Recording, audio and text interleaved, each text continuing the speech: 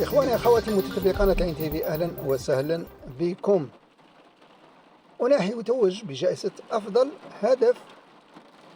حقق الدولي المغربي عز الدين أناحي نجم نادي باناتيناكيوس اليوناني إنجازا جديدا بحصد جائزة أفضل هدف في الجولة 17 من الدوري اليوناني الممتاز، وذلك بعد تسجيل هدفا رائعا في شباك نادي باوك خلال المواجهة التي انتهت بفوز فريقه بهدفين مقابل هدف واحد. وجاء تتويج أناحي بهذه الجائزة تكريما لهدفه الحاسم في اللحظات الأخيرة من اللقاء، والذي خطف الأنظار بجماليته ودقته. ويشكل هذا الهدف محطة بارزة في مسيرة أناحي مع فريقه، حيث يواصل الدولي المغربي تقديم مستويات مميزة منذ انضمامه إلى الفريق، ما جعله يحظى بثقة الجهاز الفني والتفاف الجماهير حوله. يوسف النصيري على أتابه صناعة تاريخ جديد مع فريقه التركي. يواصل النجم المغربي يوسف النصيري تألقه المبهر مع فنبرخشتا التركي ليصبح الاسم الأبرز في صفوف الفريق بفضل عروضه القوية التي حظيت بإشادة واسعة من الجماهير.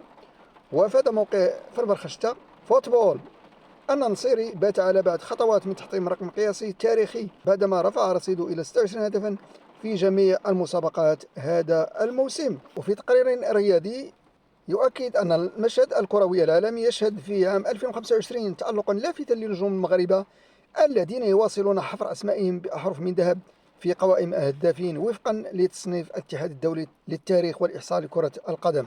وفي قائمة هدافي العالم حتى نهاية فبراير برزت أسماء ثلاثة مغاربة، كان أبرزهم الدولي يوسف النصيري الذي خطف الأضواء بفضل مستوياته المميزة مع نادي فنبرخشتا التركي. وتمكن النصيري من تسجيل 16 هدفا بقميص فريقه ليحتل المركز الثاني عالميا في قائمة الهدافين بفارق هدف وحيد عن الفرنسي عثمان ديمبيلي الذي أحرز 16 هدفا لصالح باريس سان جيرمان. أما عبد الرزاق حمد الله هداف الشباب السعودي فقد عزز حضوره في التصنيف محتلا المركز 28 برصيد 9 أهداف.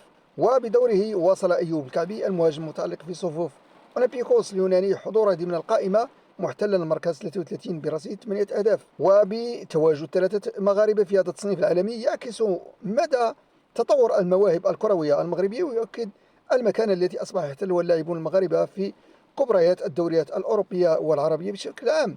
ومع استمرار الموسم ستكون الأنظار موجهة إلى هؤلاء النجوم لمعرفة ما إذا كانوا قادرين على تحقيق إنجازات فردية أكبر، وربما خطف صدارة التصنيف العالمي قريبا، وربما تحقيق الرهانات الكبرى خاصة مع الفريق الوطني المغربي ضمن تصفيات كأس العالم ثم خلال كأس إفريقيا التي ستجرى قريبا.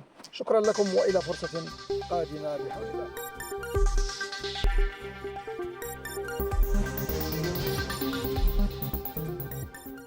السلام عليكم. إذا أعجبكم الفيديو لا تنسوا الضغط على الأزرار الثلاثة إعجاب واشتراك وتفعيل الجرس تشجيعا لنا لنستمر في تقديم كل ما هو أفضل بإذن الله. وأهلا وسهلا بكم في قناة العين تي في.